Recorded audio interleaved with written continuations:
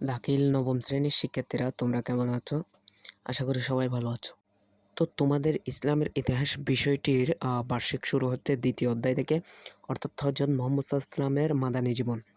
অর্ধবার্ষিকী ছিল মাক্কী জীবন, এখন হবে মাদানী জীবন নিয়ে। তো শিক্ষার্থীরা কোনো প্যারা নাই, আমি যেগুলো তোমাদেরকে ধরে দিচ্ছি ওইগুলোই তোমরা শিখে নিবা, ইনশাআল্লাহ বার্ষিক পরীক্ষার মধ্যে কমন চলে আসবে। তাছাড়া শিক্ষার্থীরা আমি তোমাদেরকে বার্ষিক পরীক্ষার আলফাতা প্রকাশিত সকল প্রশ্ন, সব শ্রেণীর সকল বিষয়ের প্রশ্ন কিন্তু দিয়ে দিব। তো এখন সাজেকশন আকারে দিয়ে দেওয়ার কারণ হচ্ছে তোমরা যাতে আগেভাগে শিখে নাও, পরে যাতে তোমাদের ঝামেলা না হয়।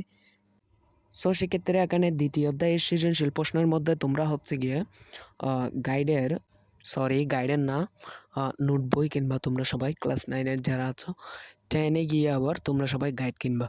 সো সেক্ষেত্রে এখানে 1 নম্বরে যে সৃজনশীলটা রয়েছে, অর্থাৎ 1971 সালে মুক্তিযুদ্ধের সময় এইটা যেটা সৃজনশীল রয়েছে প্রথম পরিচ্ছেদের, তো তোমরা এটি ভালো করে শিখে নাও।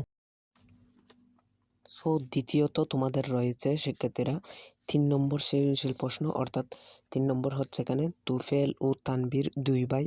তো এটা তোমরা ভালো করে শিখে নিবা।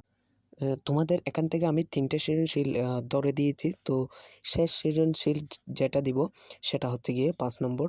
তো যেটা হচ্ছে মতিউর সাহেব লক্ষ্য করলেন, এই যে এটা কিন্তু তোমরা সবাই শিখে নিবা ভালো করে। সো শিক্ষার্থীরা মনে রাখবা, আমি যা ধরে দিচ্ছি ওইগুলাই বার্ষিকের মধ্যে থাকবে ইনশাল্লাহ। তো তোমরা এগুলো ভালো করে শিখে নাও, এবং কোন কোন বিষয়ের এরকম সাজেশন লাগবে তা একটু আমাকে কমেন্টে জানাবা।